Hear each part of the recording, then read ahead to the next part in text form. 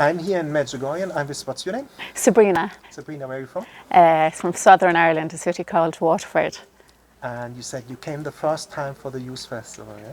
Yes, I came the first time in July, and Yeah? before I knew it, I had a ticket booked to come back here again this week. And what happened at the Youth Festival? Why do you book the ticket so fast that you come back again in 1 year, the second time? Something must have happened. I know, it is unbelievable, because normally I book one ticket to Spain, and before I leave Spain I book another ticket to go back to Spain to see my friends and lie in the sun. I don't know, I just like the whole sense of community here in Medjugorje. The last time I was here, and I suppose the Youth Festival, I just came by accident. I heard about a group coming here while I was in school, and it's really interesting because where I heard the announcement, you'd never really hear the announcements very clearly. Yeah. You know, when you're in school and you hear bing bong and they announce something. That day I heard it ever so clearly. Joe Malone from Kilkenny is bringing a group to the Youth Festival, and if you're interested in going, contact Joe in terms of Medjugorje. So I ran out and I called one of my friends and I said, did I hear that right? Who's Joe Malone? Who is he? She's like, the Mayor of Kilkenny. What? Bringing a group of young people or whoever to Medjugorje. So she actually gave me his number, and I had a really nice conversation with Joe, and within 10 minutes he had me on his group basically to go. And then I was half sorry I booked, because then I thought, I'm not a youth. Why am I going to a youth festival? Am I mad? But I wouldn't go back and say I'm not going now after he organised a space for me. But then when I got here, like I realised that there was people from all over the world. Different shapes, different sizes, different shades of skin, different languages. But at the end of the day, everybody was here to just celebrate Jesus Christ, and to really encourage young people to come back or not to leave, you know, believing in Jesus Christ. And I suppose what I really appreciated the most was families even. Like there was what I assumed was the granny and the granddad, the parents, the children, and they were all together. Just because we probably do that at Christmas, and that's it. At Christmas only. We might go to church because maybe Easter, a funeral, a wedding, but basically that's it. Where today, when I came here in July, it was a whole week of celebrating in the name of Christ and His Blessed Mother. And I suppose what really drew my attention was the music.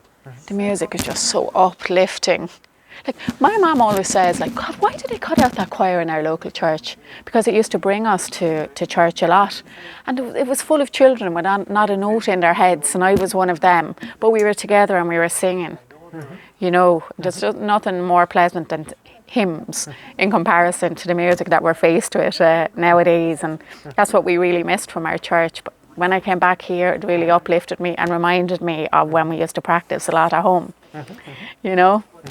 And I suppose one of the things I really, really liked about the Youth Festival was just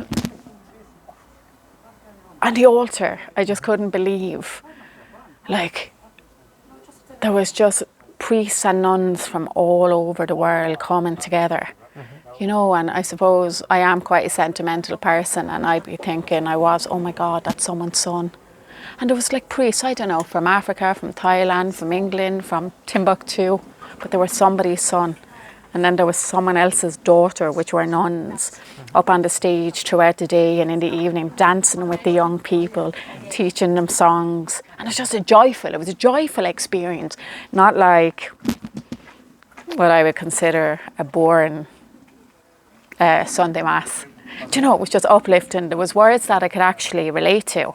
And they had different priests from all over the world as well. And just the message they were sharing and the talks in particular were relevant, I suppose, to different aspects of my life. And I could understand religion that little bit more. Actually, there was one day in particular, I did the Stations of the Cross with Joe Malone and the group. And I thought, God, I have to go and do the Stations of the Cross. Okay, I'll go. But to be honest, I didn't think they'd much relevance in my life, because the last time I went to do the Stations of the Cross, I'd say I was about 11.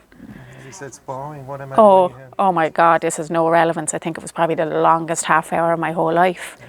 And we Same did with them. me. Yeah, absolutely. And then as an adult, when I heard, you know, the Stations of the Cross, oh my God, like Jesus was only human too, you know, and I could relate to every one of them and apply the stations to aspects of my life. I thought, oh, this makes sense now. But I suppose you have to be at an age to appreciate it. Yes.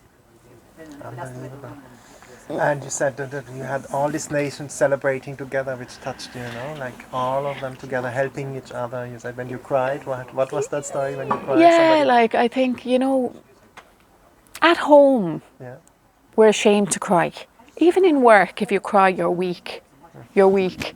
You know, like I work in education. Oh, she couldn't handle her class today. Or those children, she can't handle them either. And it's just so much pressure to stand up tall and perform and be someone that probably are not.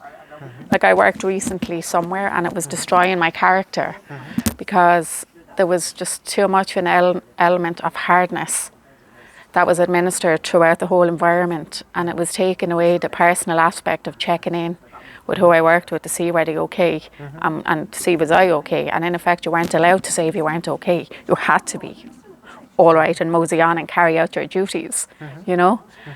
And what I found here was you could just cry and no one would question it. No one would question another person's tears. And I remember one time I was crying and I didn't expect I'd cry. I don't even know why I was crying or how I started crying. And somebody put their hand on my back and I turned around to see who that was, and it was just someone from another country.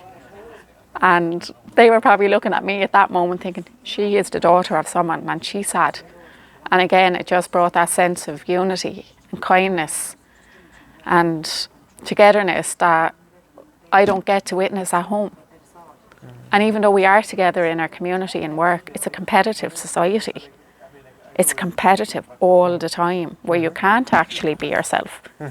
And one of the joyful things that I remember about the Youthful Festival was like the music, and they sang the same songs day and night. I don't know, say there was 10 songs. But first of all, when I got there, I was like, oh my God, how come all these people know these songs? Oh, what am I doing here? What? And I'm like, oh, I'm trying to sing along. Oh, I don't know the line of this song. But within days, I knew the songs and the little dance moves that the children were teaching us from the altar and the nuns. And the thing that stood out in my mind a lot was regardless of your nationality, your shape, your size, your age, everybody, no matter who you were, was capable of joining in those celebrations, because there was the same 5 or 6 little dance moves, sign of the cross in music, and the same 5 lines of a song. So it didn't matter if you were Korean, Irish, English, Japanese, everybody was singing together, everybody was dancing together, and everyone was united. And if you wanted to cry, that was okay. So I think competition, no performing, just together in unity, around Christ and His Mother. Exactly, and and as well, when you asked me to give my testimony, the first thing I said was, "Oh God, my hair is greasy. Stop now, stop!" And I thought, why couldn't he come last night when my hair and makeup was organised? Because that's the society I generally live in. And to come here and just say, you know what, I'm getting up, I'm showing up, I'm going down. I'm going to listen, I'm going to talk to Jim Brown, I'm going to sit with my group, we're going to pray together, we're going to inspire each other and lift each other up. Lift each other up. Because every day at home, it's about what you didn't do, who you're not, who you should be, how you should be acting. You're not fitting in, why not? Take her out of here, she's not fit for this work environment. Or you know what, he's too hard, he's too weak, he's too aggressive, he's too soft. Get rid. And that's the way it is, that's the way I feel it is at home. Who can dance the best? Whose child gets the best marks in school? Who's the prettiest? Who's the tallest? Whereas here it just doesn't seem to matter. Just show up and be you. And just be you. And say your prayers, and it doesn't matter. I don't know half the verses of songs and prayers and scriptures, and I don't know. It does not matter. Our Lady says, from the heart be, no? But I'm here, and one thing I can definitely say changed from the time I was at the Youth Festival to this time was, at the Youth Festival, I acknowledged my sins personally, but I wasn't willing to express them and to talk to someone about them, the priest, any priest, and to share. Whereas this time I feel I'm ready. I'm ready now to actually say, you know what? I'm not living the way I want to be, and I'm not the woman I want to be. I haven't been, and it's very painful. And I'm not talking about, I'm not the, I don't say my prayers in the morning and I don't fast on a Wednesday and Friday. I just know that I'm much more capable of being a more honest person in society, whereby I can give the best of myself to those I encounter, and if they encounter me. But I'm not. I'm living in hustle and bustle and turmoil in my mind and in my heart and in my head. And I don't want to be that way. And I just want to try and ask for God's blessing and let him know, I know I'm capable of being that stronger, kinder, more compassionate person that I should be. And it's not about I should be and could be. It's not about that. It's about me acknowledging my sins and my shortcomings, if that's a word, and try to release of that. And I just want to nearly start a new page. And I'm very visual, and I'm trying to imagine when I go home. And yes, I have a very, very strong family. We're a great family, thank God, and we're so united. And we think that's because of my grandmother's blessings and her coming to Medjugorje. She died at the age of 93, and she was as fresh as a 70-year-old. She prayed morning, noon, and night. And, to the extent where people would be like, oh, sure. But I tell you, she basically passed away the way she wanted to pass away. She passed away. She had like a stroke or a heart attack, one after the other. But she passed within hours. And she said that. She said she always wanted to just look left and look right. And she always had her rosary beads in her hand. And she did pass away in hours, because I think God gave her that. He gave her her wish, because she spent so much time praying with us, praying for us. People used to come from near and far to pray with my grandmother. And again, different shapes and sizes, ages. And when she passed away, the amount of people that came to her door and told us how my grandmother inspired her life or his life or impacted greatly on their family life. And we were like, who is that? It's like, oh my God, my nanny was more amazing than I ever even knew. And she touched the hearts of many. And you know what? It's easy to criticise your own. And I think sometimes we say it because we're ungrateful at home. Sure, yeah, of course she helped them, and what about us, and this and that. And that's the way family life is sometimes, because we don't see each other's greatness. But Nanny touched the hearts of many, and she prayed. And we have no illness in our family as such. We have no illness. Like her Nanny's oldest child now, I think, would be about 73, I think. Mm-hmm. Granted, that person's a bit unwell in recent years, but that's it. We've had no major tragedies in our family. We've had no family breakdowns as such, right? Major breakdowns. And when my grandmother died, it was the most soundest will and a vision of goods and money that I ever heard of in my whole life. It was everybody looking around at each other saying, you know what we'll do here now? This is what Nanny decided back then. But, she hasn't revisited that will since. People break up over wills. They break up over €5 and a car and a piece of land. Our family didn't. Everybody looked at each other and said, you know what we'll do now? Dun, dun, dun, dun. And everybody was equal. Equal. And the most harmonious distribution of wealth that I ever witnessed in my life. Now, she didn't leave a lot of money, but what she did leave. And the amount of friends I have at home, for the love of God, when someone passes away, what's left behind is family breakdowns that is carried on through the cousins and the uncles and the aunts. Not our family. Why? Because Nanny prayed morning, noon and night for all of us to be united, and always brought us together. And I really think it was through her coming here to Medjugorje, through her prayer groups, through her friends, through her fundraising here for the orphanage. And now I look back and I realise how peaceful she was as a woman. And like, she only died, I think it was about 13 years ago. And while I really, really appreciated her, and we used to pray together, and I'd read like little inspirational passages of information, and we'd discuss them, and we'd be having the chats. But only now I'm like, oh, I wish I came to Medjugorje with her. And God, how peaceful were her eyes really. They really were peaceful. And I used to tell her she had lovely eyes. And I used to bring my friends from all over the world to visit her.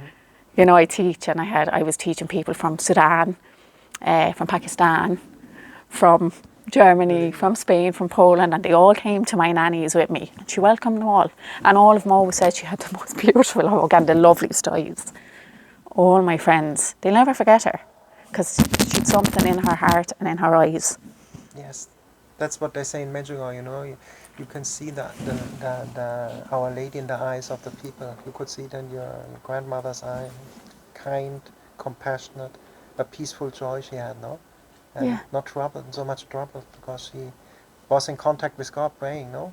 All the time, day and night. And she'd say, oh, I have to pray for you now. And we'd be like, oh, go in anyway. Not again, can we But have coffee? she would though. Yes, she would have the coffee. More joyful, no? She'd have the coffee, she'd have the scone, she'd have the crack. Yeah. She loved sitting with all the young grandchildren. She'd be in the heart of it. You know, and we'd be, Nanny, go away, I can't believe you said that. And we'd forget she was human sometimes. Yeah. We'd forget she was human because she was the nanny and she was in her 90s, or, you know, she's been part of my life. This one is already far. Yeah. But she was beautiful. And fun to be around, no? Fun. Yeah, that's how Catholics we should be, like that. Somebody listening now who's maybe not joyful, ask yourself, maybe you have to forgive yourself. Sometimes we have to forgive God because we think God did something wrong, other people, no? And it's true for what you say, to forgive yourself. I talked to a priest here the other day, and actually he's a priest who travelled with us, Father Eugene, and I sat and I cried and I talked to him. And you know what? He said to me, Sabrina, maybe you don't need as much forgiveness as you think. Yes. And I was like, oh. And he said, you know what I think you need? And I said, what? Healing. Healing. That's all. And it's to heal my heart from troubles or situations that didn't go so right, or where I felt someone did me wrong and how could they, and where's their morals? How come someone doesn't think the way I do, or they don't treat me the way I would treat them? And it's very painful. It's very painful. And All of us, eh? do you think? Yeah. I made the same experience, you know, but it's what I learn more and more in Medjugorje. You get more and more quiet, maybe like your grandmother, you pray more, and you take yourself less serious. More the ego goes away, you know. That's what I see. Before I was a loud person talking to everybody. Now I'm often alone. I'm happy to be in silence. I don't need to be all the time talk. Because I was insecure, and now I find security in God. I know He's with me, you know. That's the process, and things become much more simple. And I think I can relate to what you're saying. Like, probably in my 30s, it's not that I was very loud, but you'd know I was there. I even unknowns to myself, I probably felt a sense of that I had to entertain. And maybe it's my way of dealing with hurt or sadness that I didn't know.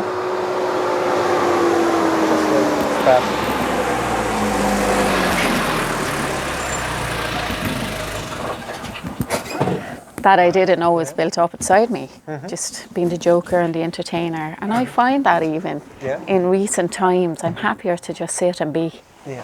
And you know, I can't stand noise.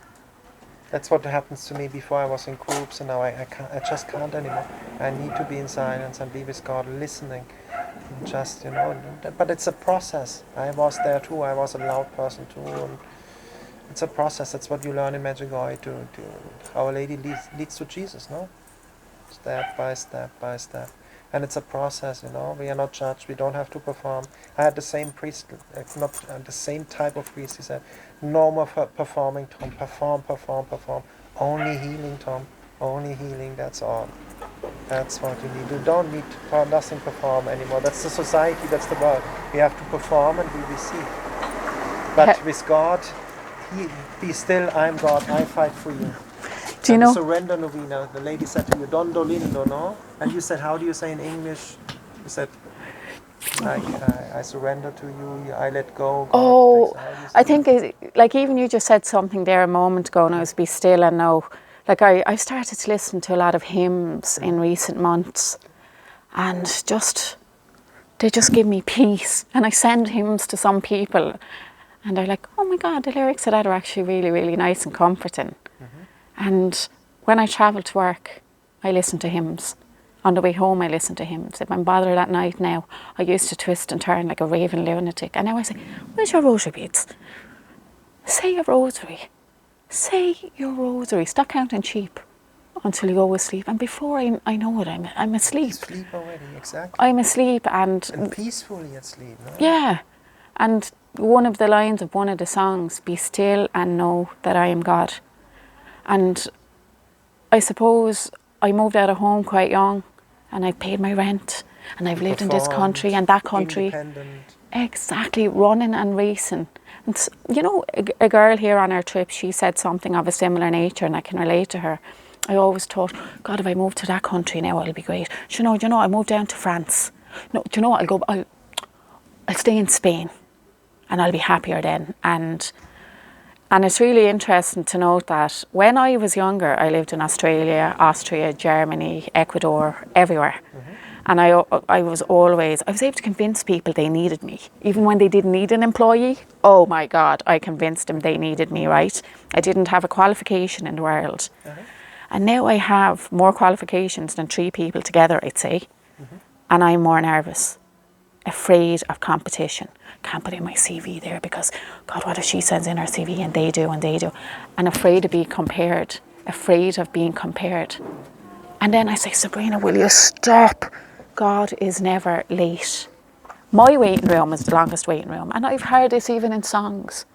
God's time is not my time, because I can only speak for myself. It's always like, oh, I'll ring him, I'll write to her, That's my story.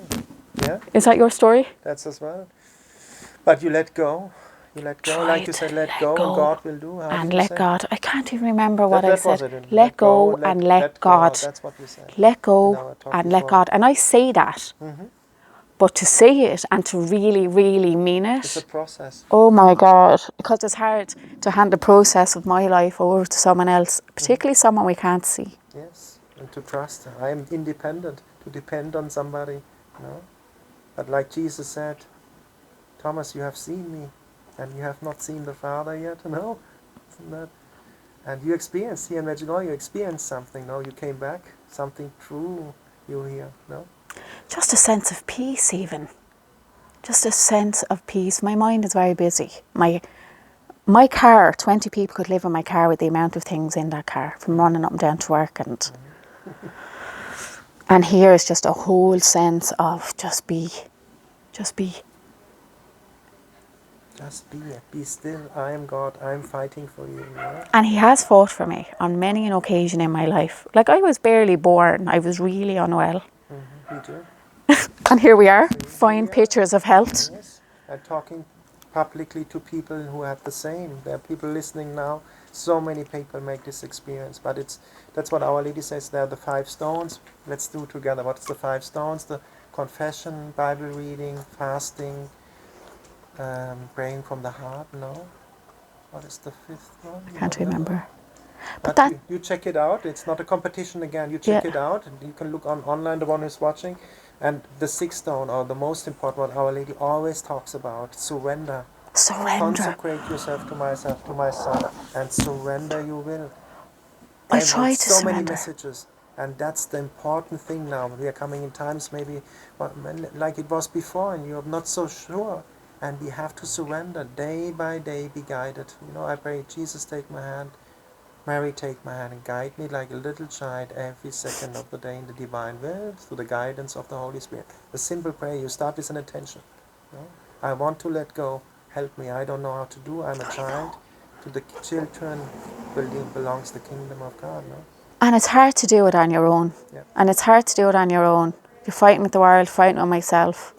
And you know, funny enough, because I sing a song about surrendering, and then I'm like, but are you letting But go? it's okay. You start like that. It's a school. You start by singing, and then it sinks into your heart. It's the right movement you're doing. And even when you said there about the 5 stones and the 6 stones, I think there would have been a point in my life I'm like, oh, I'm mortified now I didn't know them. And I don't know them. I don't. I even got red when I didn't do anything wrong. You know, there Yeah. was a friend said, well, what did the guy do? I didn't do nothing wrong, but I got red because it was in me so deeply rooted.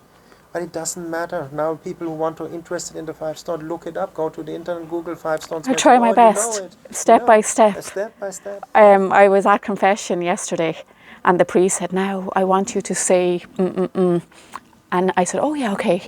And he went, okay then. And I went, I don't know how to say that prayer, Father. I was going to look it up when I went home. And he said, you know what? I'll say it with you. Exactly. And he said a line, then I said a line, and he said a line. And do you know what? It's like, thank you. Yeah, I'm not alone. We're together. That's what Jesus said. One carries the other burden, from one each other. That's it. One carries the other. But that's what we learn in our society. We have to be so careful. They want us to divide, even in the Catholic Church. Don't listen to people who want to divide the Catholic Church. Pray for the people. They all blame. Pray for the politicians. Pray for the priest. And pray for the ones that hurt us. Yeah, and it's easier said than done. And it's like, you know what? Because we'll never have peace in our hearts if we don't. And I heard someone recently saying he just forgave someone after years and years and years and years. And can you imagine how hard that was? And how much of his life that took over? Well, yes. For years and years and years and years. And we were out the other night and we did a beautiful walk along the ceremony, along the cemetery. And we visited Father Slavo's grave as well. And the last time we were here, we did as well. And we were all there and, in our own thoughts and mind. And I looked at somebody who was in my group who was on their own over there. And I looked and I thought, God, he's in thought over there. And he was just looking out over the graves. And I went, he's in thought. And then the next morning he shared that he only found the ability to let go and to forgive. And it ruined a lot of his life.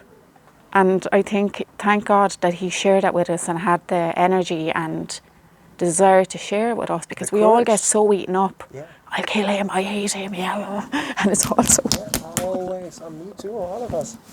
But also if there's somebody now listening who has like a huge problem to forgive, you can all, just like Jesus said, I'm your friend, talk to Jesus. I can't forgive, please forgive for me. I can't, I'm human at the moment, I can't. And Jesus understands.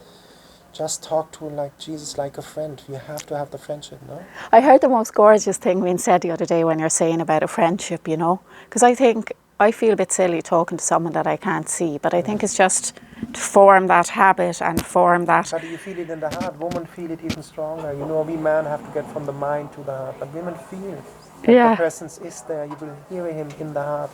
Yeah. And ask God, if not, I want to hear you, show me.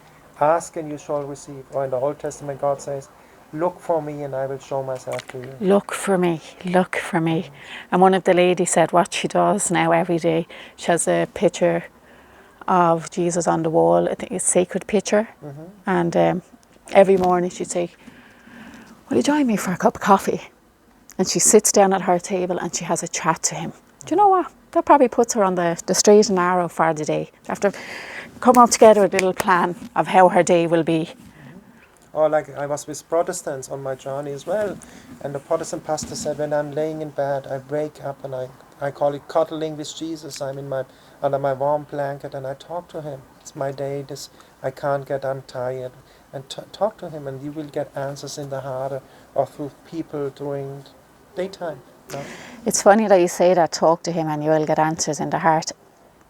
I am quite a reflector. I reflect a lot on my life. I analyse everything. Me too, full thinking. It can be a bad thing as well, right? Yeah, but what I do know is I know some people at home and they are so busy, morning, noon and night. I wish they would take time to stop and stand still, because in effect we are all running away from ourselves. Yes. Running away from our problems, running away from ourselves, running away from having that difficult conversation, running away from resolving that dispute. And there's some people I say, oh God, I wish, I'd love them to just come here for a few days, just away from the whole world. Because it's easier living denial. And even here I learn now, you know, I have a bit of skin problem. And I felt like Jesus said me, I had I have a medical doctor who said, buy this thing and put it on your skin. And on Monday I looked, the tube was there for months. And on Monday I say, wait, there's the tube. And I took it and I took time and put it on. And I had to look in the mirror, even me now, you know. I said, this is a lesson, that I look at myself, I love myself, I take care of myself, I'm not running around performing, you know. And you weren't taking the time? And then now I took the time, you know, it starts slowly, I take more time. So it's so nice moisture, it's good for the skin, women do it.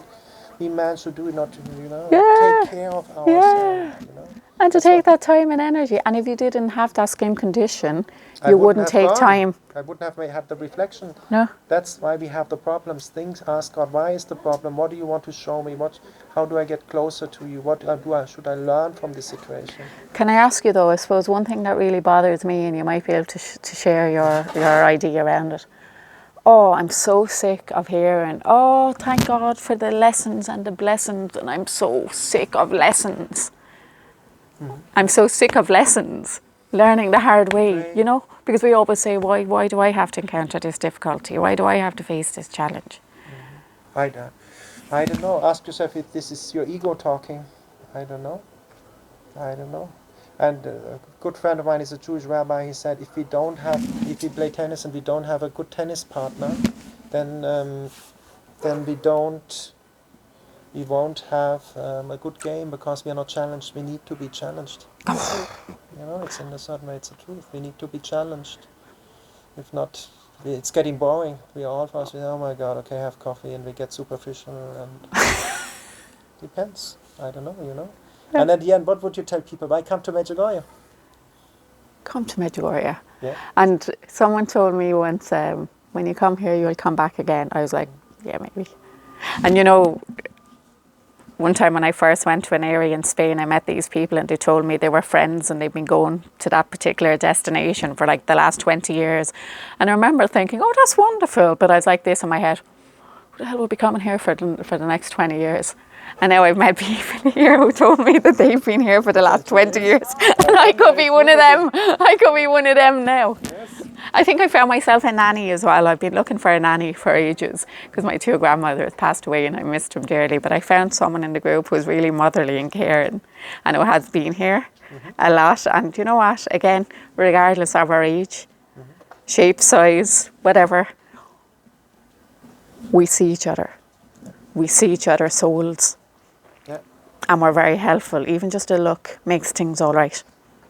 And these are the types of people that you'll find here in Medjugorje. That's I would like to add, that's the beginning of my journey. I was on Apparition Hill and I heard Our Lady say, I see you, I see you, I see what happened. And that we all needed to be recognized, to be seen. We think nobody sees, no? And here people generally start to see, and then we can see other people help and give a hand, or when you cried, somebody touched your back, so it's okay, you know, keep on moving on the journey. I've been there, no? Actually, yesterday I was up at the church and I was praying, and I looked at a girl and she looked at me, and the two of us smiled at each other. And even though there's loads of people, you eye contact with someone, and when you smile, it's just so wonderful.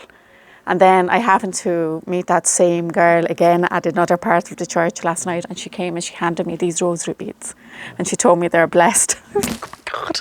And she's from Romania. She gave them to me. You know? This is Medjugorje, you know? I was like, oh my God. This is Medjugorje. That's maybe why you all should come. Thank you for the beautiful interview. And thank you too. Thank you for your time and energy.